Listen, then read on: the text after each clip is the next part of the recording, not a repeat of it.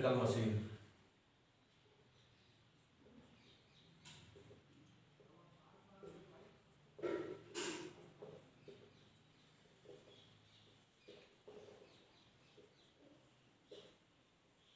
Electrical machine first.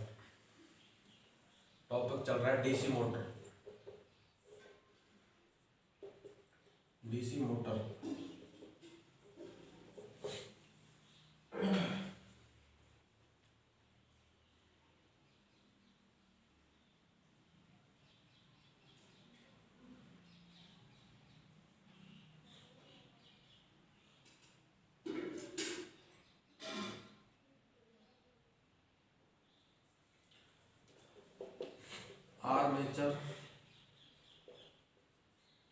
Armature reaction. Armature reaction of N unsaturated DC machine. Armature reaction of unsaturated DC machine. एक unsaturated DC machine का armature reaction क्या होता है?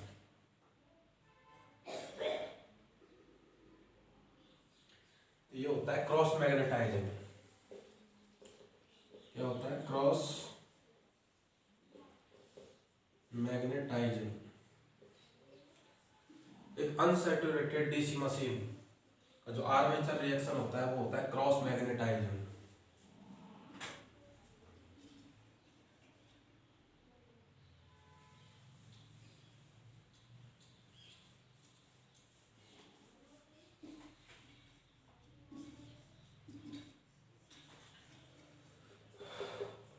For high value of armature current, for high value of armature current, armature current की high value के लिए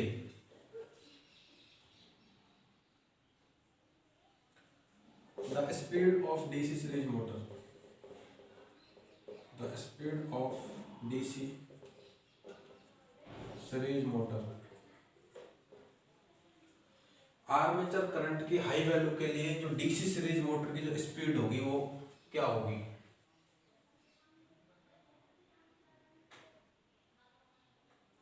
यह armature current के इनवर्सली प्रोपोर्शनल होगी।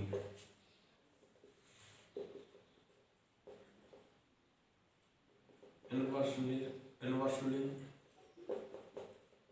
Proportional of armature current. DC series motor की जो स्पीड होगी आर्मेचर करंट के हाई वैल्यू के लिए वो क्या होगी? इनवर्सली प्रोपोर्शनल होगी किसके? आर्मेचर करंट के।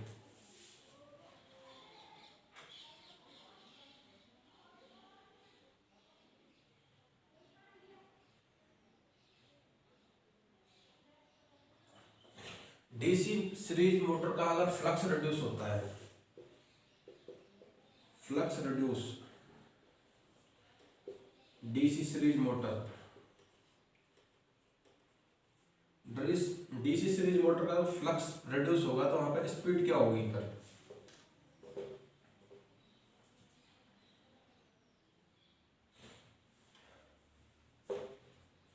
Between 0 to infinite, 0 to infinite,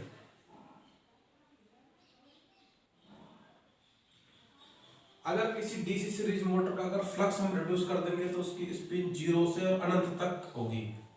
क्या होगी? इसकी स्पीड 0 से लेके अनंत तक।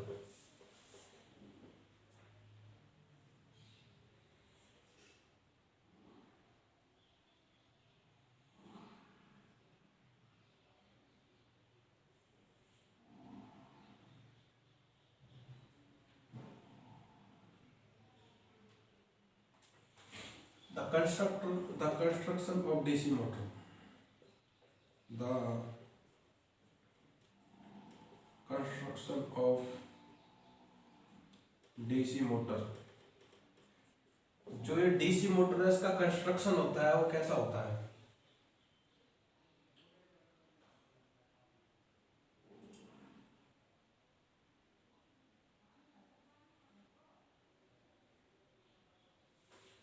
इसका जो कंस्ट्रक्शन होता है वो सिमिलर होता है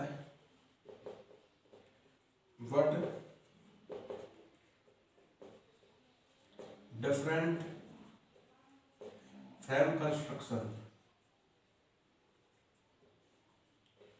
जो ये डीसी मोटर का जो कंस्ट्रक्शन है वो सिमिलर होता है, लेकिन फ्रेम का जो कंस्ट्रक्शन होता है उससे डिफरेंट होता है।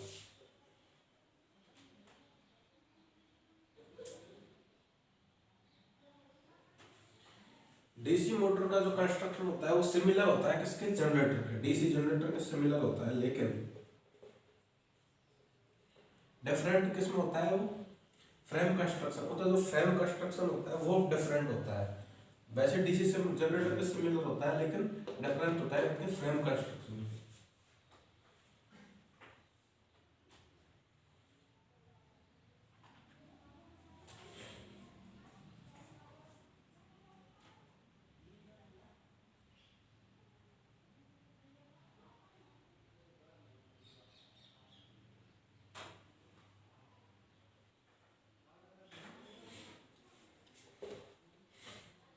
अगर डीसी सीरीज मोटर की जो स्पीड है वो अगर इंक्रीज होगी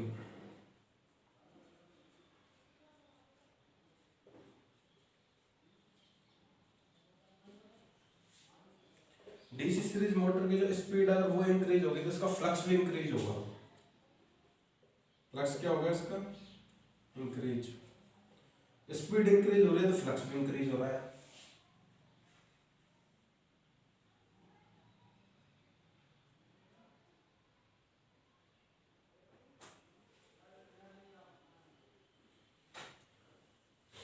DC series motor shunt motor है ये, डीसी शंट मोटर का अगर स्पीड इंक्रीज होगी तो इसका बैक ईएमएफ इंक्रीज होगा। अगर डीसी शंट मोटर की अगर स्पीड बढ़ती है तो उसका बैक ईएमएफ भी बढ़ता है।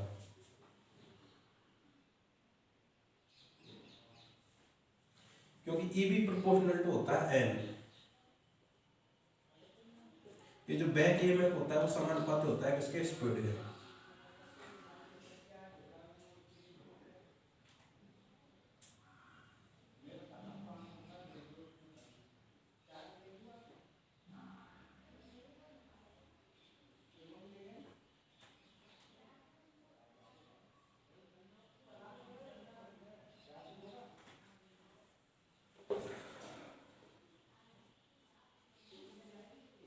Series motor, a series motor not be started, a series motor not be started on no load। ये जो सीरीज मोटर होती है अगर उस पर लोड नहीं है तो ये स्टार्ट नहीं होती है। क्योंकि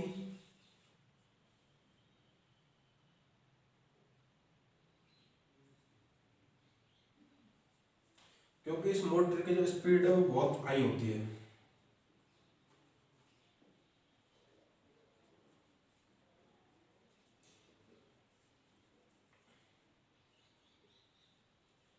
ये जो मोटर की स्पीड है वो क्या बहुत हाई होती है।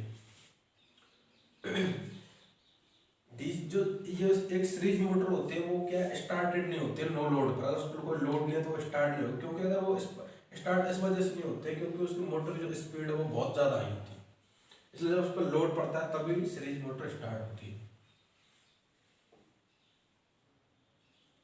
एक अनसैचुरेटेड डीसी मशीन का जो आर्मेचर रिएक्शन होता है वो कैसा होता है? क्रॉस मैग्नेटाइजिंग होता है। कैसा होता है? Cross magnetising. किसी भी अनसैचुरेटेड डीसी रोटेट का आर्मेचर रिएक्शन क्रॉस मैग्नेटाइजिंग होता है।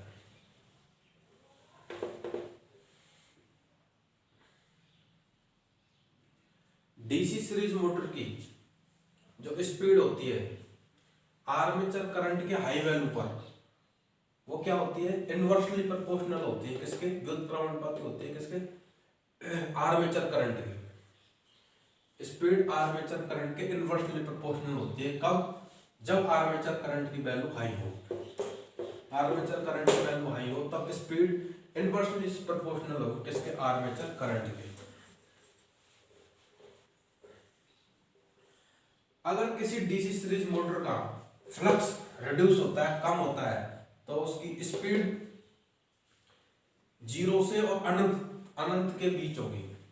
अगर किसी डीसी सीरीज मोटर का अगर हम फ्लक्स रिड्यूस करेंगे, कम करेंगे फ्लक्स, तो उसकी स्पीड जीरो से एक तक होगी, जीरो से अनंत तक। डीसी मोटर का जो कंस्ट्रक्शन होता है वो डीसी जनरेटर के सिमिलर ही होता है, लेकिन उसका जो फ्रेम कंस्ट्रक्शन होता है वो थोड़ा अलग होता है, उसका फ्रेम कंस्ट्रक्शन अलग होता है। वैसे डीसी जनरेटर के सिमिलर ही होते हैं डीसी मोटर। अगर किसी डीसी शंट मोटर की अगर हम स्पीड इंक्रीज करते हैं तो वहां पे बैक ईएमएफ भी इंक्रीज होगा, क्योंकि ईवी प्रोपोर्शनल टू एन, क्योंकि बैक ईएमएफ समानुपात होता है स्पीड के डीसी शंट मोटर के अंदर। कोई भी सीरीज मोटर होगी वो नो लोड पे स्टार्ट नहीं होगी, क्योंकि उसकी जो स्पीड होती है वो बहुत ज्यादा हाई होती है, उसकी स्पीड होती है जो बहुत ज्यादा हाई होती है।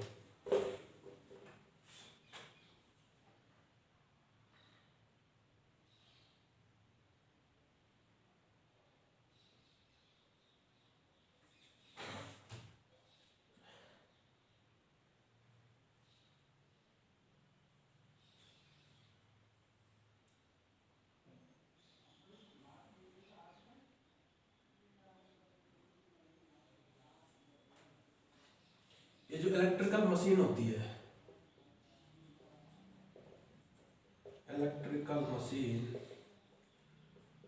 उसको कैसे डिजाइन किया जाता है कि उसकी एफिशिएंसी फुल लोड पे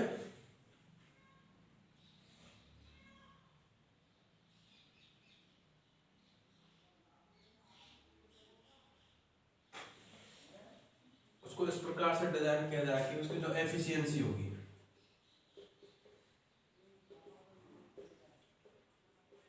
near to full load,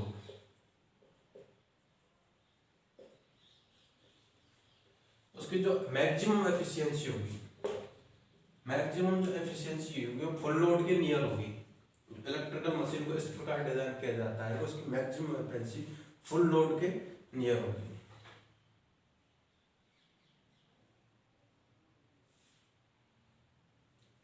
full load के निकट होती है इसकी जो मैक्सिमम एफिशिएंसी होती है।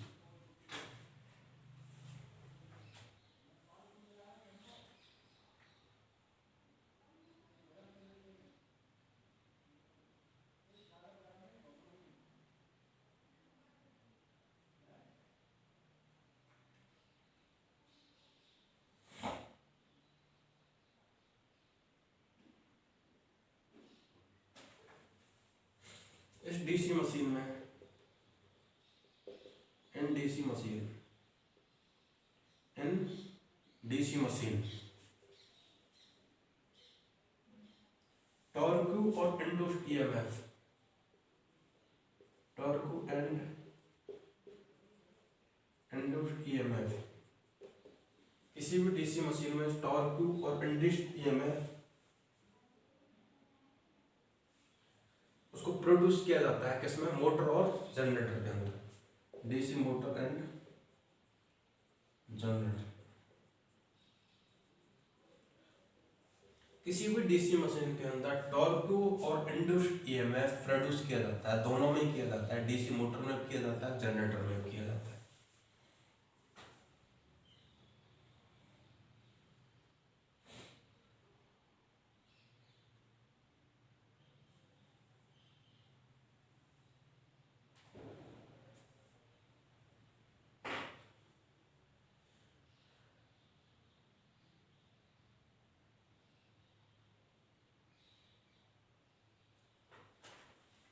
Flywheel is mounted.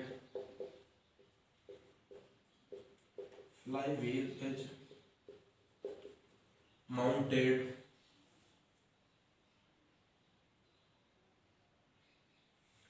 on the motor shaft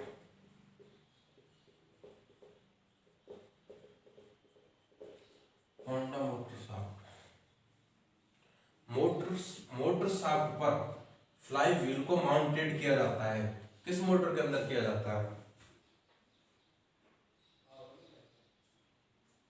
compound motor के अंदर।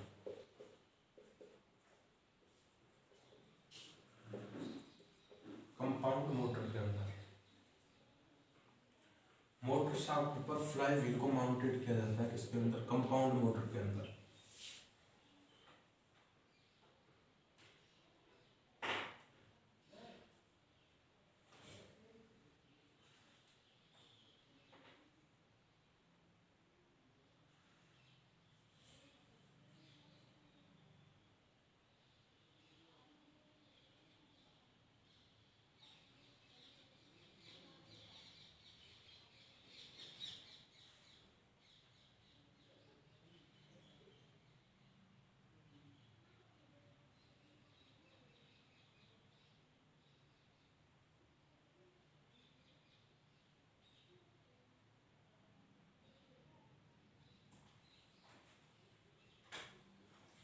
जो क्रेन होती है, crane, CRANES, cranes generally offer, crane generally offer क्या करती है?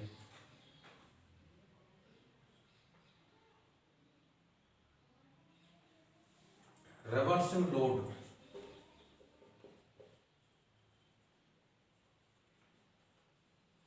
Reversing load and heavy start, reversing load and heavy start. ये जो क्रेन होती है वो जनरली क्या ऑफर करते हैं? Reversing load and heavy start.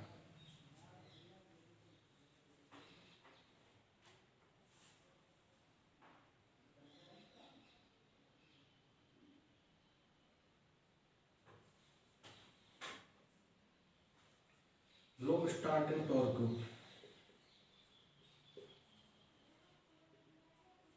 Low starting torque, ये किसकी प्रॉपर्टीज होती है? ये होती है differential compound motor. Differential compound motor की प्रॉपर्टीज होती है low starting torque.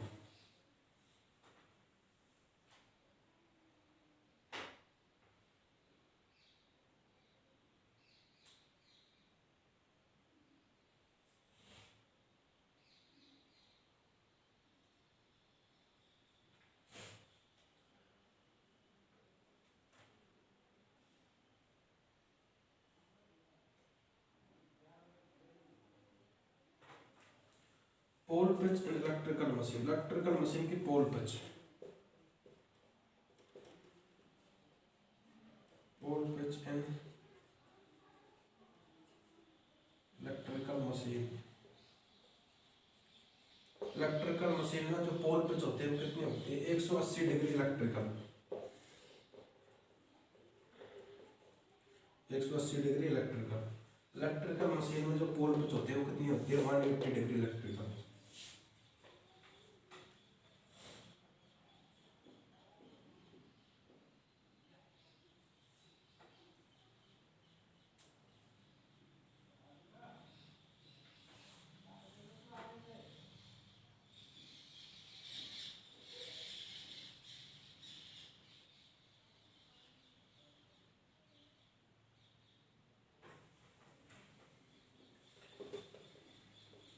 Constant speed, constant speed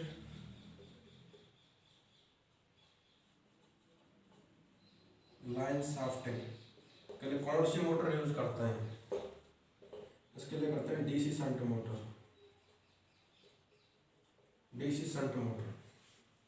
constant speed line shafting के लिए डीसी शंट मोटर यूज करते हैं।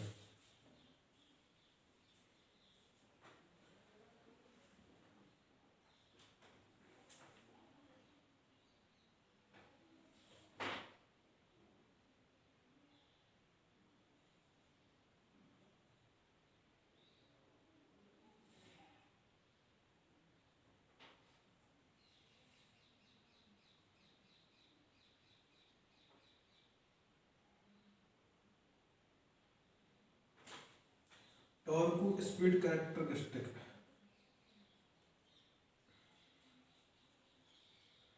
Torque speed characteristic, torque speed characteristic.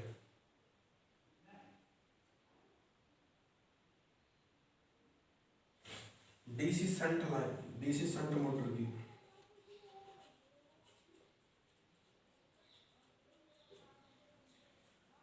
DC shunt motor की torque speed characteristic क्या होती है?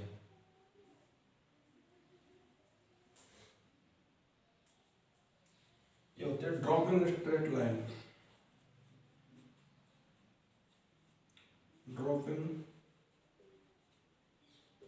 Straight line, dropping straight line. DC shunt motor की torque speed character होती है वो होती है ड्रॉपिंग स्ट्रेट लाइन।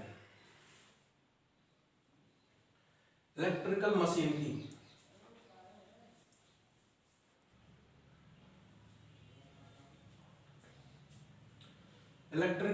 की जो मैक्सिमम एफिशिएंसी होती है वो फुल लोड के ही नियर होती है, फुल लोड के नियर होती है। डीसी मशीन का जो टॉर्क और इंड्यूस्ड ईएमएफ होता है वो डीसी मोटर और जनरेटर दोनों में होता है। टॉर्क और इंड्यूस्ड ईएमएफ जो जनरेट होता है वो डीसी मोटर में होता है और जनरेटर में होता है।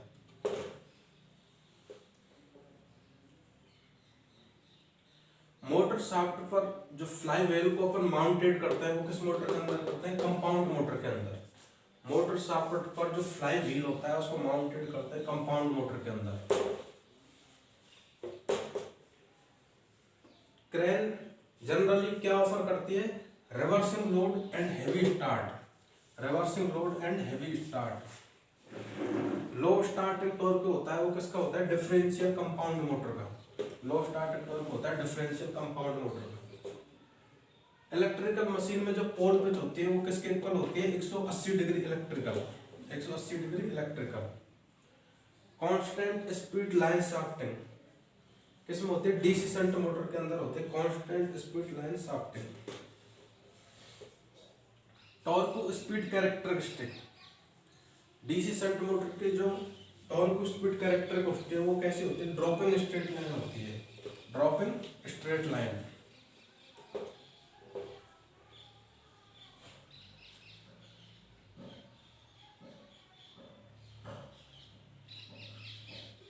मान लीजिए मोटर है, उसकी आउटपुट पावर है, मोटर है भाई, उसकी आउटपुट पावर उसकी दे दे 140 मेगावाट, सॉरी 140 वाट, 140 वाट।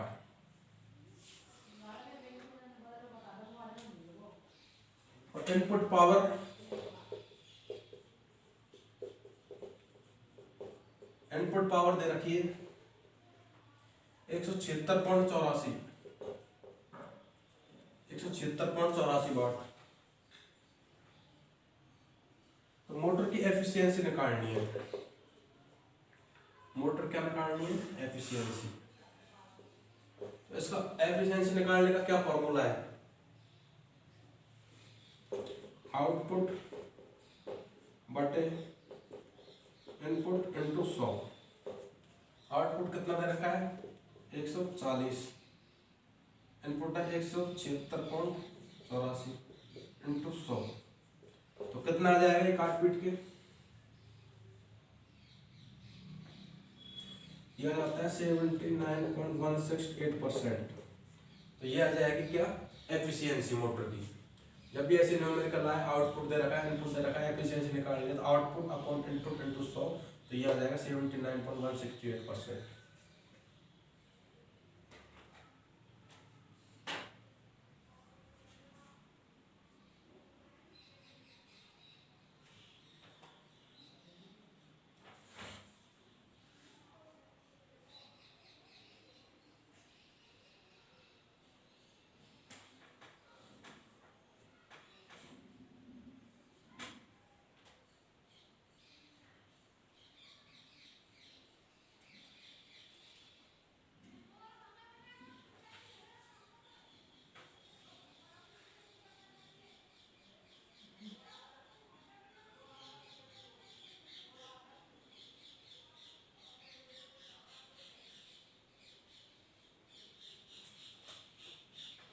अगर वो डीसी सीरीज मोटर है, डीसी सीरीज मोटर,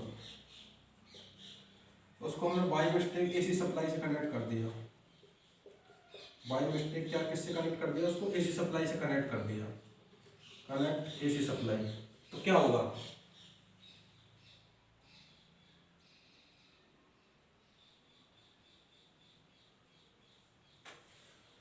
तो इसकी जो टॉर्क भी होगी वो क्या होगी, तो टॉर्क की होगी pulsating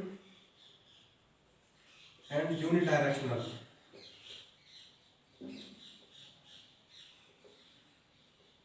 and unidirectional. DC series motor में अगर हमने गलती से बाई मिस्टेक एसी सप्लाई से कनेक्ट करते हैं, उसके टॉर्क को क्या प्रभाव पड़ेगा, टॉर्क में पल्सेटिंग प्रोड्यूस हो जाएगी एंड यूनिडायरेक्शनल हो जाएगी, यूनिडायरेक्शनल एक दिशीय, एक ही दिशा में काम करेगी डीसी सीरीज मोटर।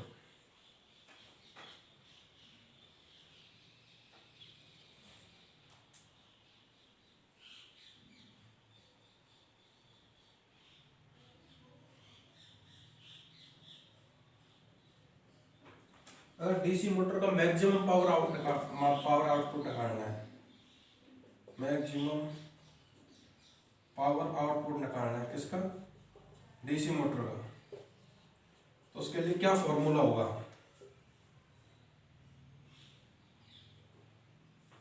ये होता है ईबी बराबर बैक ईएमएफ बराबर बी अपॉन टू, ईबी बराबर बी अपॉन टू, ये होता है इसका maximum power output, back EMF EB बराबर B upon two, voltage upon two.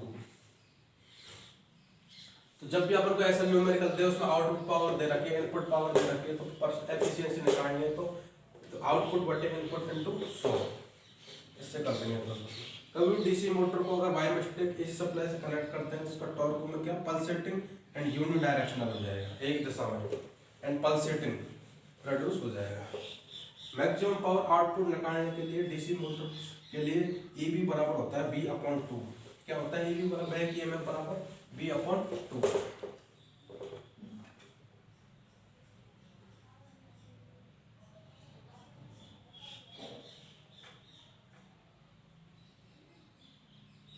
DC motor के अंदर आयरन लॉस किसमें होता है, iron loss in DC motor, ये होता है आर्मेचर में, किसमें होता है, आर्मेचर में।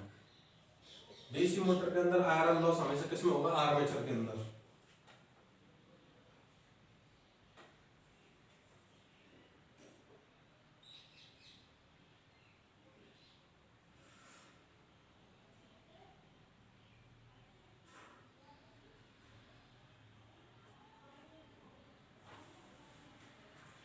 डीसी मोटर के अंदर जो इंड्यूस्ड ईएमएफ होता है वो कैसा होता है, साइनसोडियल होता है, साइनसोडियल होता है। डीसी मोटर के अंदर जो इंड्यूस्ड ईएमएफ प्रोड्यूस होता है वो कैसा होता है, साइनसोडियल, ज्या तरंग बोलते हैं हिंदी में।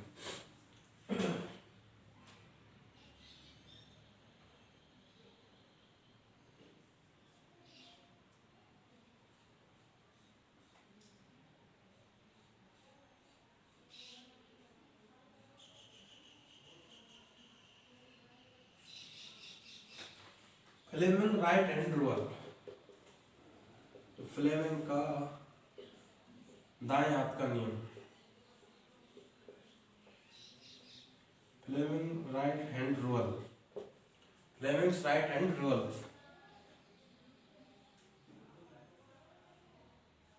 determine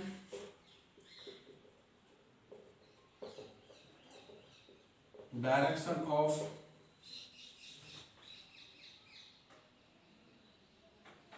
current induced in a conductor,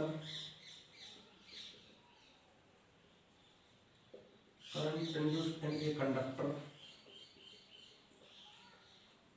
current induced in a conductor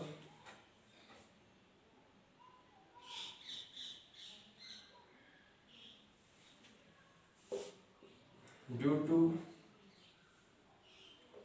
to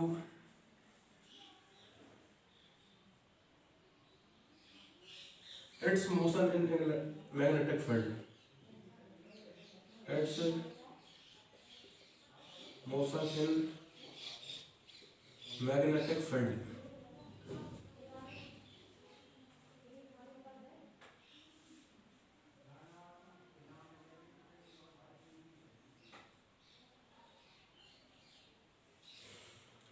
Fleming के राइट हैंड रूल के अंदर अगर हमें करंट इंड्यूस्ड करंट की जो डायरेक्शन ज्ञात करनी है, तो मैग्नेटिक फील्ड में जो मोशन होगा,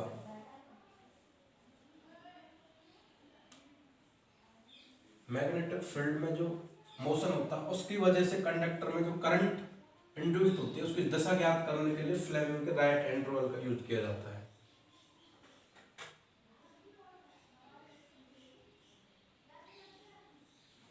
इसमें जो प्रथम उंगली होती है, फर्स्ट उंगली, वो बल की रेखाओं को, बल की रेखा है ज्ञात करने के लिए यूज की जाती है। प्रथम उंगली का यूज किया जाता है बल रेखाओं के लिए। अंगूठे गति की दिशा को, अंगूठे किसकी बताते हैं? Direction of speed. और जो द्वितीय उंगली होती है वो विद्युत भागबल या धारा की दिशा को बताती है। द्वितीय उंगली विद्युत भागबल या धारा की दिशा को की जाती है।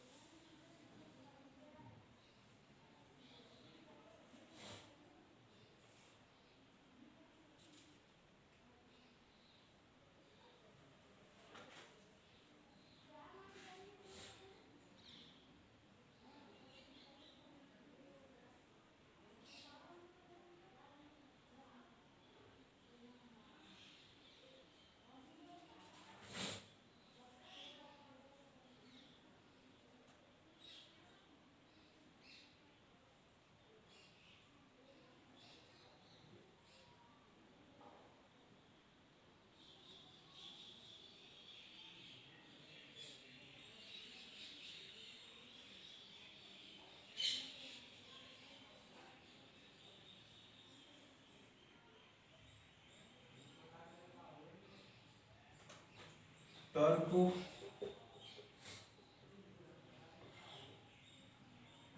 Developed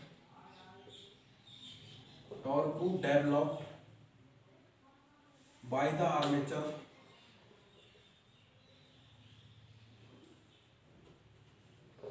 armature of a motor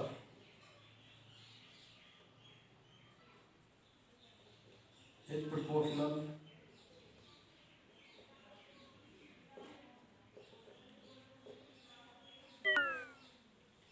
किसी भी मोटर का जो आर्मेचर में हम टॉर्क को डेवलप करते हैं वो किसके समानुपाती होता है?